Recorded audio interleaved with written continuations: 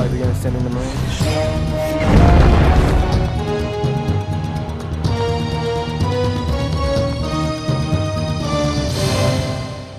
Hola, ¿qué tal? ¿Cómo les va? Bienvenidos a esta aldea global. Es un gusto encontrarnos con ustedes. Vamos a desarrollar tres temas importantes que esta semana son los más destacados o dentro de los más destacados a nivel internacional. La cumbre de Mercosur que se realiza en Mendoza con todos los pormenores y la situación también en Paraguay. La idea de despenalizar una de las drogas, la marihuana, por parte de Uruguay en la propuesta de su presidente y que el Parlamento tendrá que definir próximamente en la República Oriental del Uruguay. Entre otras cosas, también de los informes históricos vinculados con el comienzo de la Guerra Corea, uno de los informes especiales que le vamos a brindar en esta aldea global semanal que así comienza.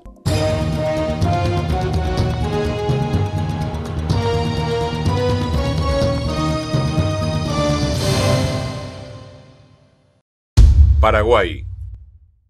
La matanza de Curuguatí.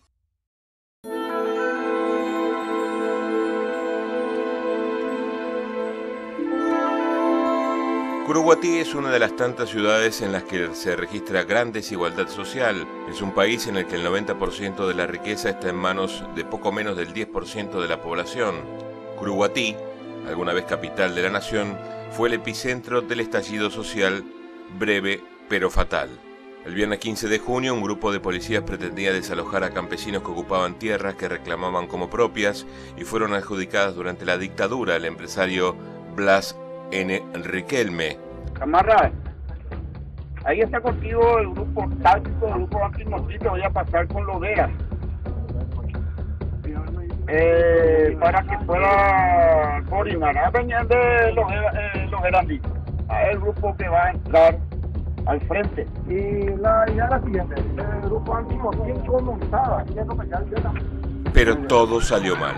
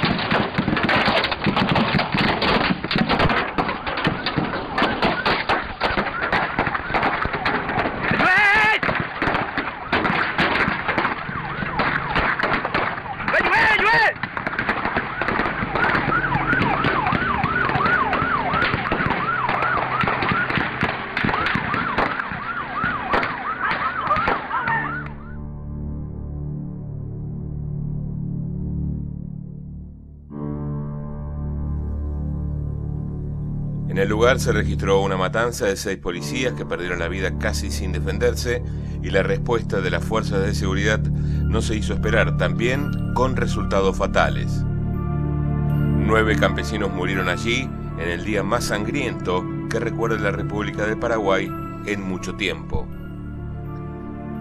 El conflicto tomó ribetes políticos casi instantáneamente y mientras en Asunción rodaban las cabezas de algunos responsables, en Curuguatí la zona era tierra de nadie. Los rumores de ejecuciones por parte del autodenominado Ejército del Pueblo y más muertos de los que contaban versiones oficiales empezaban a correr y así surge la historia no oficial de la matanza de Curuguatí que originó la crisis política del Paraguay.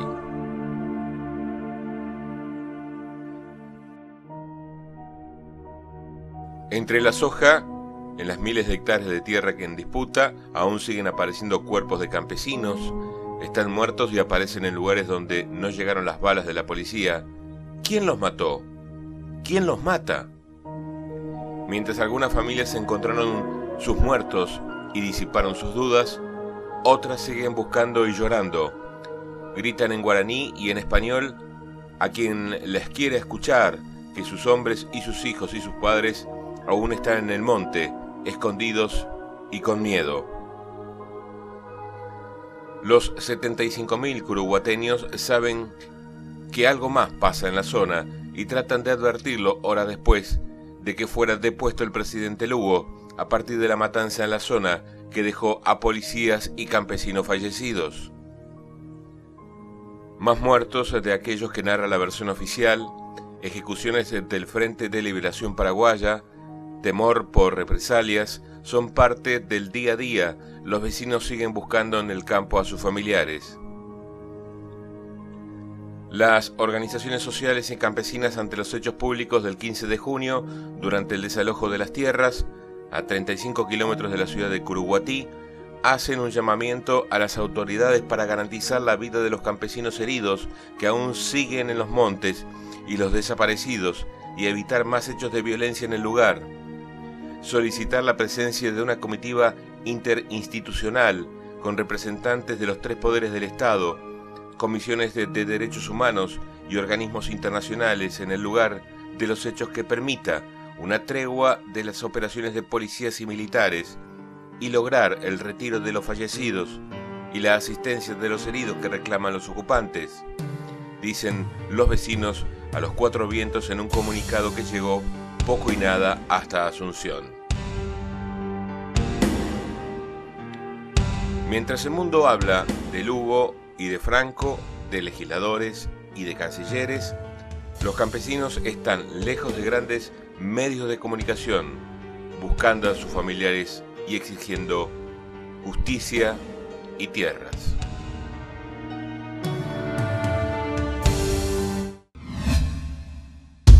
Uruguay. Marihuana legal. He fumado marihuana, no consumo habitualmente marihuana. ¿Por qué fumo marihuana? La experiencia que tuve cuando fumé marihuana es una experiencia satisfactoria. ¿Qué efecto sintió?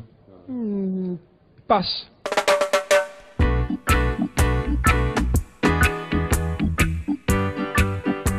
El gobierno de Uruguay prevé comenzar a plantar marihuana en septiembre tras la aprobación de la ley que regulará la producción y venta de cannabis. La cosecha de marihuana se realiza 6 meses después de plantada, por lo que estaría lista para comienzos del año próximo. El gobierno del izquierdista José Mujica anunció el miércoles que va a legalizar la comercialización de marihuana dentro de un plan de 15 medidas para combatir la inseguridad, pese a que Uruguay es uno de los países más seguros del continente. En el correr de la semana se van a conocer un conjunto de medidas, algunas de las cuales tendrá que laudar el Parlamento, otras que intentan decirle al Estado: no puedes eludir la responsabilidad de brindar seguridad a la ciudadanía. La normativa deberá ser aprobada por el Congreso, donde el gobernante del Frente Amplio tiene mayoría en ambas cámaras. El Estado descartó estar montando una red para comercializar la droga y dijo que canalizará la distribución mediante comercios privados controlados. Uruguay prevé imponer un consumo máximo de 30 gramos mensuales por persona a través de un registro que buscará evitar el narcoturismo y el mercado negro, donde está prohibida la venta a extranjeros. En Uruguay existen unas 75.000 personas que consumen marihuana mensualmente y el gobierno estima que deberá producir 27.000 kilos cada año, algo que hará un espacio de unas 100 hectáreas que aún no se ha dado a conocer. El gobierno ha dicho que su idea no es obtener ganancias de este negocio, aunque prevé gravar la venta y destinar los impuestos a la rehabilitación de adictos. La propuesta fue bien recibida por activistas a favor de la legalización del cannabis, aunque mantienen algunas críticas. Esperan que en la discusión parlamentaria se agregue la posibilidad del autocultivo, algo que por el momento no está contemplado por el gobierno uruguayo. ¿Dónde compró la marihuana, doctor? Me la regalaron. ¿No le interesó saber el origen? No, me la regalaron, es un presente que acepté de muy buen grado.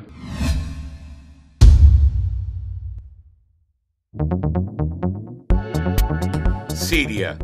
3 periodistas y 4 guardias de seguridad murieron en un asalto a la sede del canal de televisión pro-gubernamental, de cuya autoría Damasco responsabilizó a supuestos terroristas mientras los rebeldes apuntaron a desertores del régimen. Bolivia. El gobierno del presidente Evo Morales firmó un acuerdo para subir los salarios de miles de policías bajo rango para terminar así con el motín de 7 días de disturbios violentos y un cerco al Palacio de Gobierno y el Parlamento. ONU. El proyecto de Uruguay para legalizar la venta de marihuana fue duramente cuestionado por la Oficina contra la Droga y el Delito, ONUD, de la ONU. Su titular dijo que si el país empieza a producir y distribuir cannabis, se trataría de un cambio decepcionante y una grave violación de la Convención Única y Uruguay es parte de ella. Mercosur. Empresas líderes. Entre las empresas destacadas del Mercosur tenemos a Phoenix Contact, una empresa de origen alemán, pero que fabrica para la región, inclusive con elementos que se traen de Alemania y que da la posibilidad de trabajo argentino también para toda la región. Se lo presentamos en este informe especial.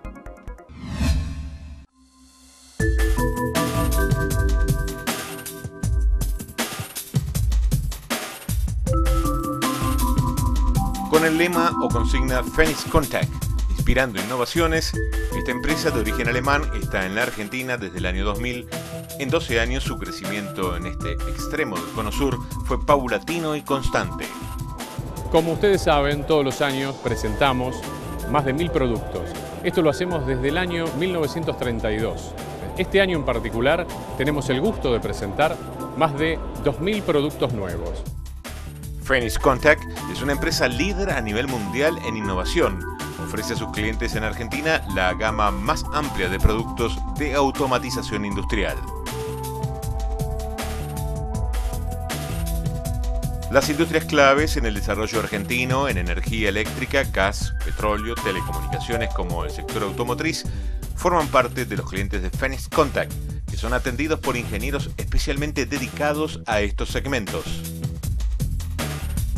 Muchos de estos clientes que forman parte de la tarea anual en el intercambio de tecnología y demanda de productos para dar soluciones en forma constante y eficiente, estos fueron invitados por Phoenix Contact a Alemania en este año 2012, a la presentación de más de 1 millar de productos. Queremos compartir hoy con ustedes esta posibilidad de visitar la Hannover Fair edición 2012. Siempre Phoenix Contact ha participado aquí haciendo sus presentaciones. Y queremos además compartir esta posibilidad que han tenido este año otros 20 clientes de acompañarnos en este evento. Ellos se han calificado a lo largo del año a través de su programa de ventas, donde se han comprometido con nuestra compañía, incorporado sus productos en sus soluciones y además existen otros clientes que también han sido invitados para este evento, que han participado de proyectos de gran importancia dentro de nuestro país. Phoenix Contact en Argentina abastece al Mercosur, columna vertebral económica en la región, con sus productos que se hacen en la Argentina. Es por eso que en el Centro Industrial Garín, con su planta de 1000 metros cuadrados, forma parte del nuevo epicentro de Phoenix Contact en el Cono Sur.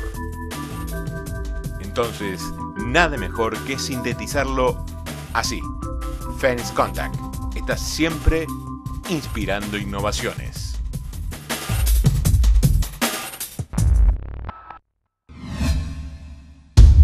Belfast. La reina y el líder de Lira juntos.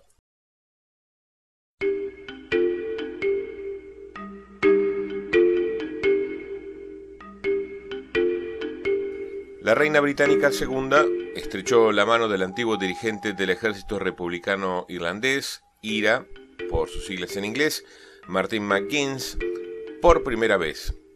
Es un hito histórico tras un conflicto que se cobró miles de vidas durante 3 décadas, 30 años, entre ellas la de su primo. El encuentro de McGuinness, que ahora es viceprimer ministro del gobierno autónomo de Irlanda del Norte, llega 14 años después de que Lira dejara la violencia tras conseguir la expulsión de los británicos del Ulster y supone uno de los últimos e importantes de un proceso de paz cuyo éxito se ha estudiado en todo el mundo. El encuentro, el primero entre la monarca británica y un alto cargo del IRA o su brazo político, el denominado Sinn Féin, tuvo lugar a puerta cerrada en un teatro situado en el barrio de clase media de Belfast, con la vigilancia de centenares de policías. McGuinness estrechó por segunda vez la mano enguantada de la reina cuando ella salía del teatro, esta vez delante de las cámaras, pero a diferencia de otros invitados optó por no inclinar la cabeza. Ha habido alguna oposición al encuentro por parte de extremistas republicanos disidentes y algunas víctimas del IRA, pero la mayoría de los políticos y de la provincia británica lo han apoyado.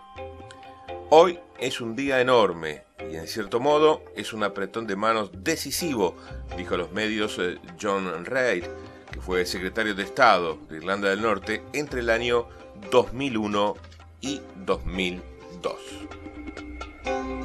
Los protestantes quieren que Irlanda del Norte siga siendo una provincia británica, mientras que el Sinn Féin, el brazo político de lo que fue del IRA, y los republicanos católicos quieren que forme parte de una Irlanda unida. Bien, hacemos una breve pausa. En instantes retornamos en Aldea Global Semanal. Ya volvemos.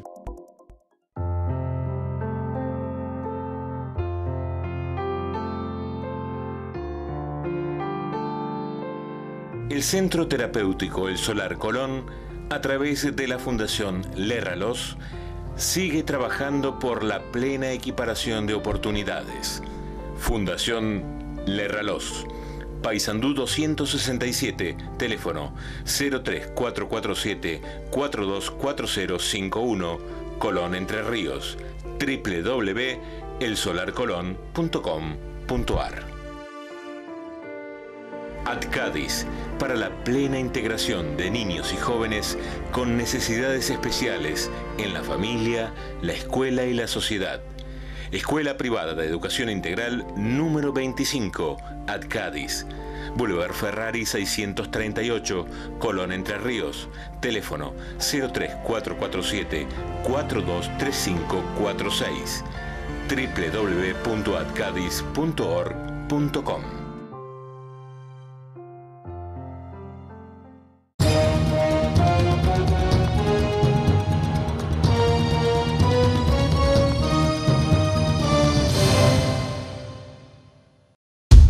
Estados Unidos, incendio y temporal.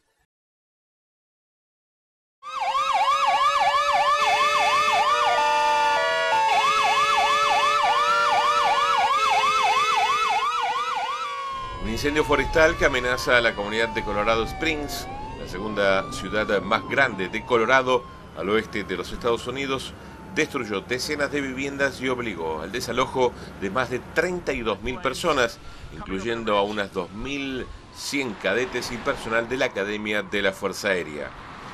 El incendio, llamado Waldo Canyon, duplicó su extensión, impulsando por fuertes vientos para cubrir hasta ahora una superficie de 6.300 hectáreas de pinos en los bosques nacionales de la zona. Cerca de 800 bomberos combaten el incendio que se inició el pasado sábado por causas aún no determinadas.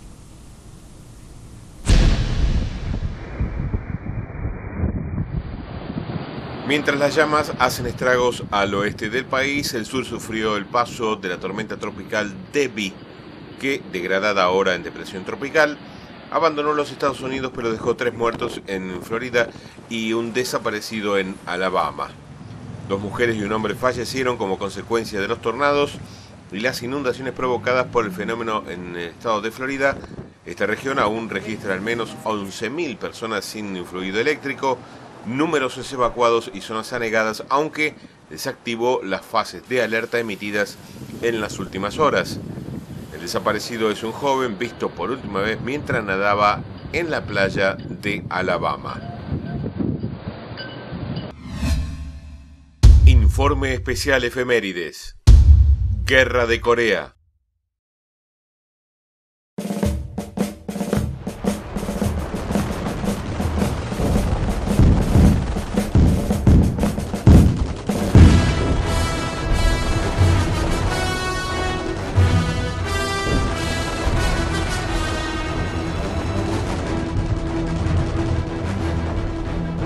La Guerra de Corea fue una guerra entre Corea del Sur, apoyada por la ONU, y Corea del Norte, apoyada por la República China, con ayuda de material militar de la Unión Soviética.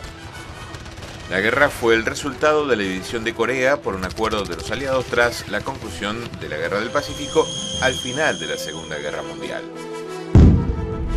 La península de Corea había permanecido ocupada por Japón desde el año 1910 hasta el final de la guerra, tras la rendición incondicional del Imperio del Japón. Los estadounidenses dividieron la península por el paralelo 38, el norte del cual quedó ocupado por tropas soviéticas y el sur por las estadounidenses. El fracaso de la celebración de elecciones libres en toda la península en el año 1948 acentuó la división entre ambas partes y el norte estableció un gobierno comunista. El paralelo se convirtió todavía más en una frontera política entre ambas Coreas. Aunque las negociaciones para la reunificación continuaron en los meses anteriores a la guerra, la tensión se intensificó con escaramuzas transfronterizas e incursiones en el paralelo 38.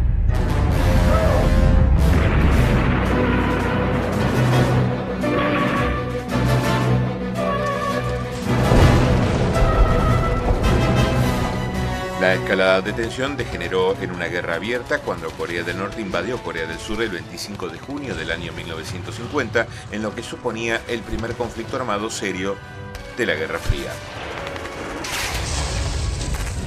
Las Naciones Unidas y particularmente los Estados Unidos acudieron en ayuda de Corea del Sur para repeler la invasión, pero en solo 2 meses los defensores fueron empujados al perímetro Pusan, un área pequeña en el extremo sur de la península, antes de que los norcoreanos fueran detenidos.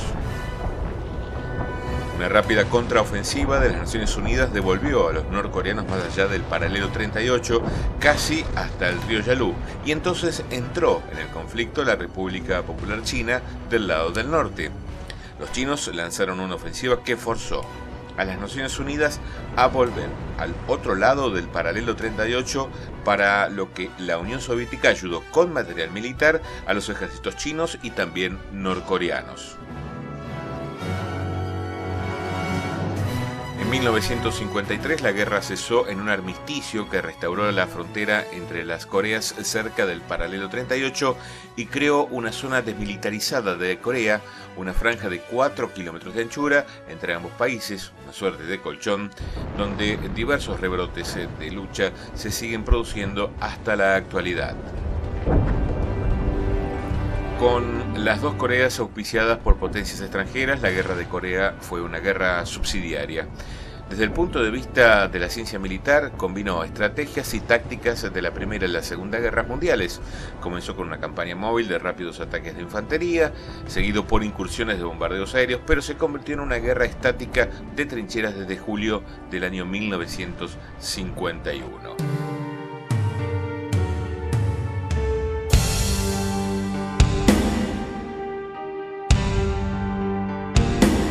El costo en vidas humanas que se cobró esta guerra fue muy alto.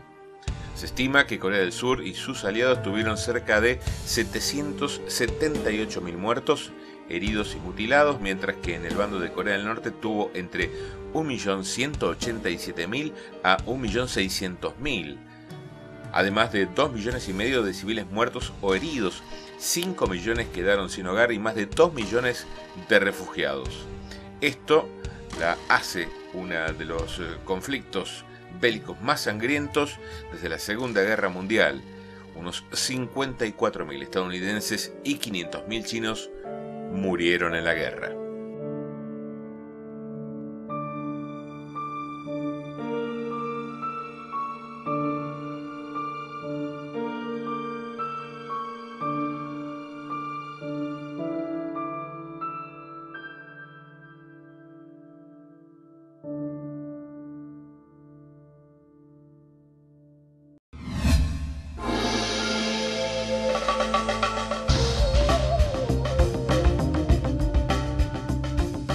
Jacques Cousteau fue un oficial naval francés, explorador e investigador que estudió el mar y sus formas de vida.